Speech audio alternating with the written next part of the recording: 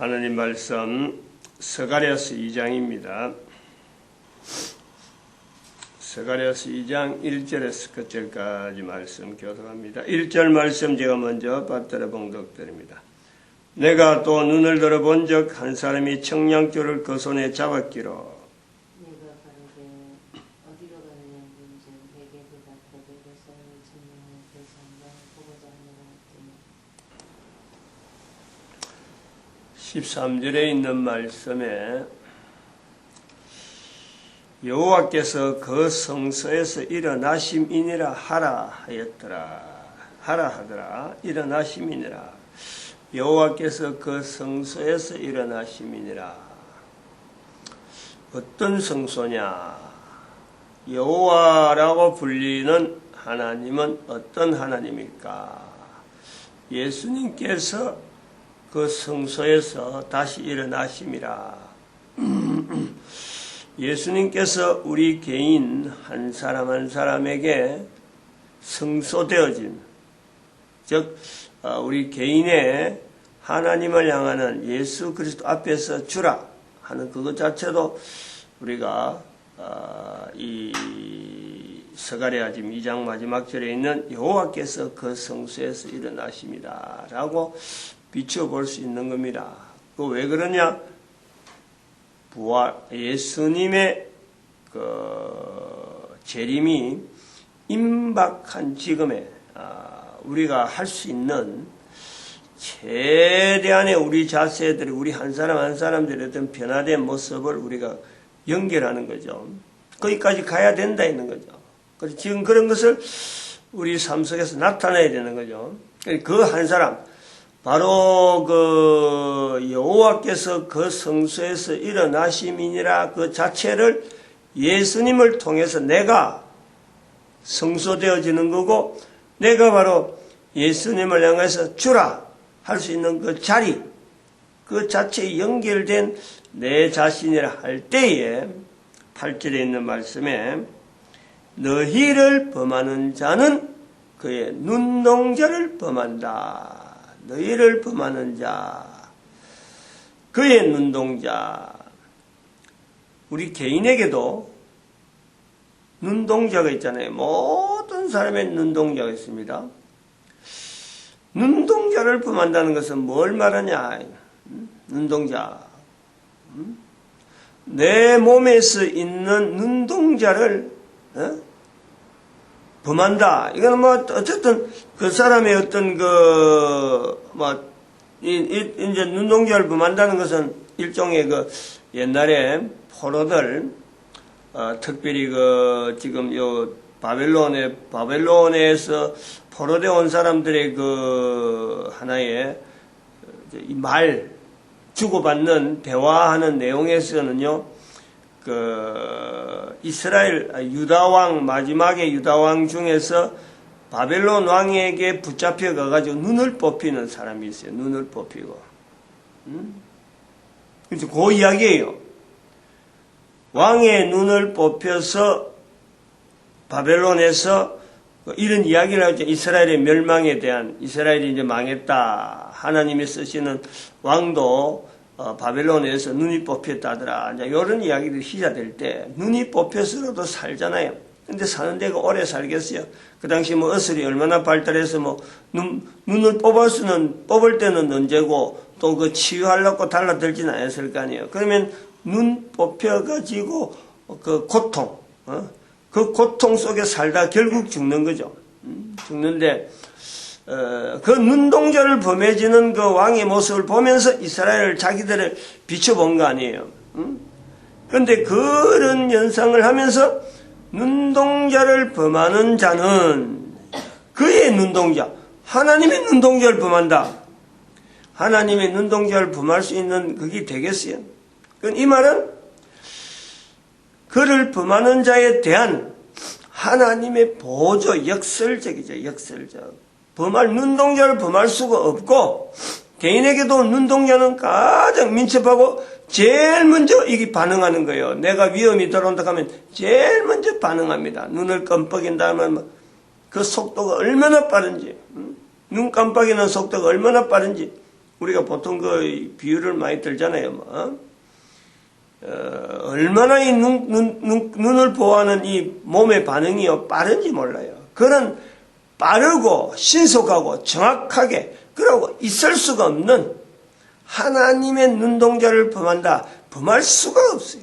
사람의 눈동자도 포로가 되니까 그렇게 눈동자가 그렇게 눈알이 뽑히는 그런 사태가 있는데 억지로 돼야 그게 되는 거지 절대 그렇지 않거든. 더구나 하나님에 대해서 누가 제어를 하며 하나님에 대해서 어떻게 되겠냐. 근데 그 상대가 눈동자로 보호되어지는 상대가 누구냐 하는 거야. 누구냐. 이제 이 부분에서 우리가 눈동자를 범하는 것처럼 우리의 보호하심이 하나님에 대한 우리의 보호하심이 지극한데 여기서 우리가 한번 우리 스가랴서 2장에서 계속 어제 보는 게 뭐냐면 바로 하나님의 진노입니다. 진노. 하나님의 진노라고 하는 이 표현이 성경에 있는데 이 성경에 나타나는 하나님의 진노에 대한 그 기록의 그 서두가 하나님에 대해서 부정적으로 보는 그 처음에 이 하나님의 진노에 대한 이런 표현이 발전되어 가는 과정을 우리가 쭉 이렇게 보면은 처음부터 하나님의 진노 자체가 이게 어떤 그 인간이 하나님의 진노라고 표현해서 부정적으로 쓰려고 한 의도는 아닙니다. 분명히 하나님과 인간의 어떤 개체, 각 개체의 어떤 구분, 그랬을 적에 인간은 하나님과의 차이, 하나님은 인간에게 적어도 진노할 수 있는 대상이에요. 인노. 인간 전체만 보고 있을 적에는 인간을 대항할 어떤 존재도 없을 때에 하나님과 인간을 구별할 수 있는 어떤 내용에서는 인간을 그야말로 완전하게 제어할 수 있고 인간에 대해서 철저하게 객관화시킬 수 있는 대상으로서는 하나님 한 분밖에 없다. 여기서 인간이 이런 내용을 표현하고 말을 할 수 있는 지경이 되었을 때에는 이미 에덴 동산에서 떠났고 노아 홍수 사건도 떠났고 그래서 기록으로 남겨지는 이런 말이 남겨지는 이런 시대에 바로 하나님의 진노를 표현을 하게 되어지는 오랜 시점 바벨론의 그 과정도 지나고 그러면서 이것이 하나님의 진노라는 말이 왜곡되어지는 거죠. 왜곡. 이런 우지 구성을 우리가 조금 염두에 둬야 돼요. 하나님의 진노라는 표현을 할 때 이게 사람 간의 전쟁이 일어나고 사람 간의 참 가정이 깨어지고 사람 간의 살인이 생기고 개인의 살인이 생기고 미움이 막 생기면서 여기서 하나님의 진노라는 이 표현이 왜곡되어지는 그런 하나의 과정이 있을 수가 있다.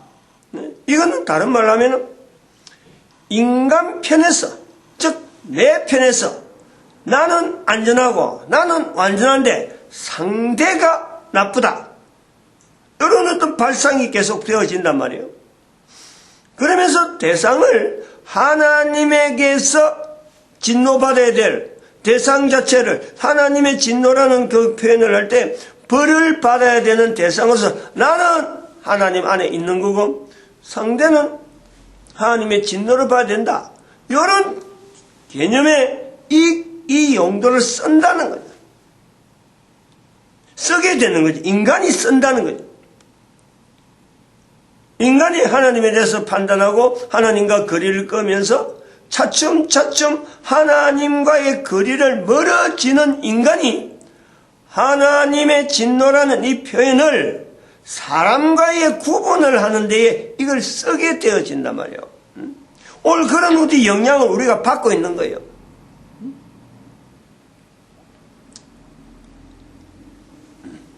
눈동자, 그를 범하는 자, 눈동자처럼 그를 하나님의 눈동자를 범하는 거다. 또 5절에 내가 여호와의 말씀에 내가 그 사면에서 불성각이 되며 그 가운데서 영광이 되리라 할 때, 이것은 여기서 하나님 앞에 불성각이 되어지고 하나님의 의해서 눈동자처럼 보호받는 자는 나고 또 다른 사람이 있다는 거예요. 이 구별을 인간과 인간들 사이에서 구별을 하게 되는 입장에서의 하나님의 진노는 어디에 적용을 하겠나요? 하나님의 진노를 내한테 적용할까? 눈동자처럼 보호하는 바로 나에게 적용할까? 하나님의 진노를 어디다 적용하느냐? 지금 사용 용도를 보면 뻔하단 말이에요. 근데 그게 원래적으로는 하나님의 진노에 대한 표현이 하나님과 인간과의 구별을 하기 위한 인간 편에서 출발했다 하는 그 요소를 아주 배제해버리는, 그 진노라고 하는 것은 마치 벌받는 대상에게 적용되어지는 그 언어로 지금은 변화가 되어 있다라는 거예요. 언어에 우리가 변천을 우리가 볼 수가 있는 거죠. 얼마든지 그런 유사한 언어들이 있을 수 있는데, 이것은 진노라는 단어와 하나님이라고 하는 이 표현에 이게 붙어 있기 때문에 이거는 불가분해요. 아주 역설적인 설명을 하지 않으면은 이 사용 용도가 하나님의 진노라는 이 표현이 성경에 있기 때문에 엄청나게 이건 잘못된 쪽으로 갈 수밖에 없단 말이에요. 그런데 세월이 가면 갈수록 이런 사람과 사람 사이의 분리, 벌받는 자와 어떤 고통받는 자와 편안한 자, 벌받는 자와 벌 주는 자, 전쟁에서 승리한 자와 전쟁에서 지는 자, 이 사이를 이야기할 때 마지막 최종적인 부분이 뭐냐니까 하나님에 대한 평가예요. 하나님이 진노하셨다, 하나님께서 벌 주셨다, 하나님께서 축복하셨다, 이렇게 되어진다는 거예요. 그럴 때에 하나님과 진노라는 이 표현은 같이 갈 수밖에 없는데, 성경에 기록이 그려 있으니까 이 하나님의 진노는 첫 출발이 사람과의 관계에서의 구별을 하기 위한 것이 아니고, 인간이 하나님 앞에서의 인간의 자리에 대한 그 위치를 나타낸다고 할까요? 하나님을 어떤 구별하기 위한 표현에서 하나님만이 인간에 대한 철저한 객관화, 인간을 객관화시킬 수 있는 분명한 존재로서 인간에게 구별되어지는 자리로서 하나님의 진노라고 하는 이 표현이 처음에 있었다. 그때는 하나님의 진노라는 표현을 하진 않았지만 그런 개념으로 이 자리가 있다는 거예요. 그것이 나중에 진노라는 단어를 붙이게 될 적에 고로한 출발에서 나오던 그 개념에서 하나님의 진노가 들어갔는데,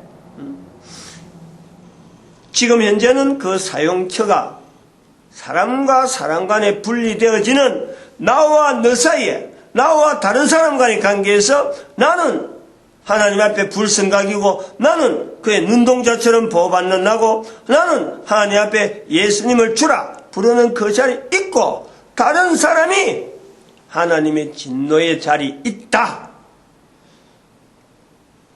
이거는 사람이 하는 거예요. 철저하게 사람이 하는 거고, 철저하게 하나님의 진노라는 표현을 할 때는 하나님 앞에 구원받은 사람이 다른 사람에게 쓸 수 있는 말이다, 이렇게 정의가 되어 있다.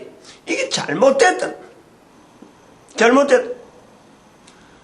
즉 하나님은 어느 누구 한 사람에게도 사람들의 개념이 있는 이런 하나님의 진노로서 사람을 대하는 것은 한 번도 없다. 인간을 만드신 이래로 지금까지 앞으로도, 그리고 영원히 인간에 대해서 인간들이 생각하는 이런 하나님의 진노는 하나님은 단 한 번도 나타내지 않았고 생각도 하지 아니하고 전혀 거리가 없는 그런 하나님의, 인간에 대한 하나님의 자세는 언제나 끊임없는 우리가 잘 되기를 바라는 거죠. 우리 인간이 잘 되기를. 부모와 자녀 간의 그 잘되기를 바라는 그런 것 정도는 있을 수가 없어요. 살아가는 우리가 한 사람 한 사람 살아가는데 물과 공기, 음식 끊임없이 공급하는데 이 잘되기 위한 이 표현을 도대체 어떻게 표현하겠어요? 우리 몸에 질병이 아니라도 어떠하지 이길 수 있는 모든 질병을 다 물리칠 수 있는 면역 체계가 면역 시스템을 완벽하게 갖춰놨고 잘 되기를 바라는 인격체 면역 시스템을 통해서 하나님과 사탄과의 사이에서 우리 인간이 얼마든지 넉넉하게 하나님 편에서 생각할 수 있도록 얼마든지 할 수 있어요. 하고 있어요. 되어져 있는 거예요. 장치가. 이미 그 장치가 다 있는데 그런 장치를 쓰지 않고 있는 인간을 바라보는 하나님은 예절하단 말이에요. 예절한 거예요. 뭐 잘못 만들어서 인간을 잘못 만들어서 사탄에서 휘둘림 받다. 그러면 하나님께서 그야말로 후회하겠죠. 후회하겠죠. 하나님의 후회는 있을 수가 있나요? 완벽하게 사탄에서 얼마든지 넉넉하게 이길 수 있는 모든 조건이 있음에도 불구하고 사탄에 의해서 휘둘림을 받는 그걸 볼 때에 하나님이 인간이 아니라 하는 것 그거 하나 때문에 인간 자체가 얼마나 넉넉하게 이길 수 있는데 그 넉넉하게 이길 수 있는데 이기지 못하고 휘둘림 받을 때 그 하나님의 그 마음에 그 중심에 인간에 대한 그 끊임없는 어떤 그 안타까움은 어떻게 말로 어떻게 설명할 수 있겠어요? 말로 어떻게? 하나님과 인간은 분명히 차별이 있는데 모든 개인이 자기의 삶에서 풍족하게 살기를 얼마든지 살 수 있고 얼마든지 참 존재되어지는 것에서 살아가는 것도 뭐 100년, 200년이겠어요? 얼마든지 살아갈 수 있는데 그걸 충분하게 살지 못하고 충분하게 사는 날 동안 충분하게 참 지어진 것에 대해서 영향을 최대한 발휘하지 못하고 살아가는 그 인간의 모습을 볼 때에 한 인간을 바라보면서 한 인간을 지금도 만들고 계시면서 얼마나 예절하겠느냐. 그 예절한 그 내용이요. 우리가 그걸 비교를 잘 해봐야 되는 거예요.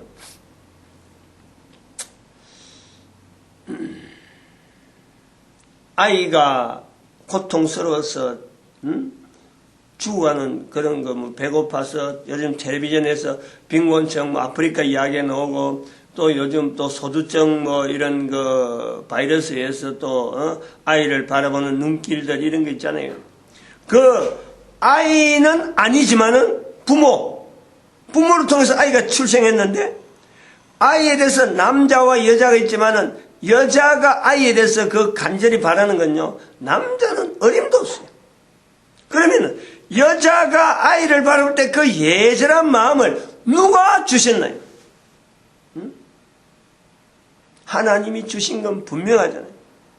그런 엄마가 있으니까 결국은 아이가 존재되어지는데요. 엄청나게 육체적으로 보호받는 데는 어느 누구도 거기에서는요. 다른 사람이 나올 수가 없어요. 엄마와 자녀 간에 있어서. 엄마가 있으니까 아이의 육신적으로 보호되는 데는요. 자라나고 어떻게 하냐 먹고 사는 데서는 절대적이고 필수적이죠. 그런데 그러한 엄마의 앞에서 아이가 죽어가고 있다. 죽어가는 아이를 바라보는 엄마가 아이가 될 수 없는 거, 아이가 엄마가 될 수 없는 그 관계성이 있잖아요. 그런데 그 사이에는 예절함이 있죠. 예절함. 이런 내용을 누가 주셨나요? 개인에게 인간에게 누가 그 인간에게 그런 예절함이 있어서 아무것도 모르는 그 아이가 다른 사람에 의해서 뭐 참 이게 뭐 어떻게 뭐 아무든 가치 없어 보이는 그 보잘것없는 아이가 한 엄마에게는 자기의 생명을 비교하면서 자기 생명을 줄 수만 있으면 주서라도 살리고 싶어하는 그런 마음이 있잖아요. 그 마음을 누가 주는? 그런 하나님에 대해서 또 반대편에서는 진노라고 하잖아요. 진노. 하나님의 진노에서 그 아이가 그래 될 수 있다. 그 사람의 내력에서 그 가정에서 일이 있어서 어쩔 수 없다. 몸을 함부로 했기 때문에 그 몸이 아주 뭐 병든 몸 아니면 함부로 사생활이 뭐 복잡해가지고 그럴 수 있다. 그런 아이를 낳을 수 있다. 라고 하지만은 그 엄마와 아이의 관계는 엄마에게 있어서는 그 예절함. 그런 아이를 바라보는 엄마의 예절함. 그 개인에게 그런 마음을 누가 주셨나? 그걸 우리가 하나님의 섭리라고 하면서 하나님께서 그렇게 하셨다라고 하면서 한편으로는 하나님의 진노를 적용하는 벌받는 하나님 앞에 벌받는 벌주는 하나님 이런 모순된 말을 우리가 한다는 하나님은 인간에게 어느 누구에게든지 단 한순간도 과거나 지금이나 앞으로 미래나 인간이 생각하는 진노는요 한 번도 없었다. 철저하게 원죄 이야기하는 거나 예수님의 십자가를 갖고 죄 용서에 대한 이야기를 하는 거나 신학교 가면 이런 걸 어렵게 이야기하면요 하나님의 원탁해라가 하나님의 원탁해 이런 논리를 가지고 하나님의 진노에 대한 그 표현을 거기다가 적용하는 거예요. 인간이 생각하는 하나님은 벌주는 하나님, 인간을 정죄하는 하나님, 정죄하는 하나님이 아니라는 거예요. 벌주는 하나님이 아니라는 거예요. 인간을 벌주기 위해서 하나님이 계신가? 아니잖아요. 하나님이 계시기 때문에 인간이 존재하는 건데 벌주는 하나님으로 계신다? 참 거꾸로 해도 한참 거꾸로 하는 거예요. 철저하게 하나님 앞에 인간은 내가 지금 현재 개인적이면서 지극히 현재적이에요. 과거에 어떻게 하는지 간에 과거에는 하나님 앞에요. 하나님을 부르는 과거에는 언제든지 하나님 앞에 흰눈 같은 우리의 모습이에요. 흰눈 것. 과거의 내용은 지금 현재 내가 하나님 앞에 하나님을 부르는 그 순간에는 언제든지 흰눈 같은 거예요. 언제든지 오른편에 달린 강도와 같은 거예요. 언제든지 우리 개인은 그런 거예요. 그거 끄집어서 옛날에 네가 어쨌네 내가 어쨌네 이렇게 할 하나님은 아니라 지금 현재 하나님을 인정하는 개인에게는 항상요 하나님의 진노가 아니고 하나님의 예절했던 그 마음이 자기들에게 느껴져야 돼. 진노로서 바라본 게 아니고 예절한 눈길로 바라봤다는 예절한 눈길로 그 예절한 눈길을 여기서 찾아야 돼요. 마치겠습니다. 기도드립니다.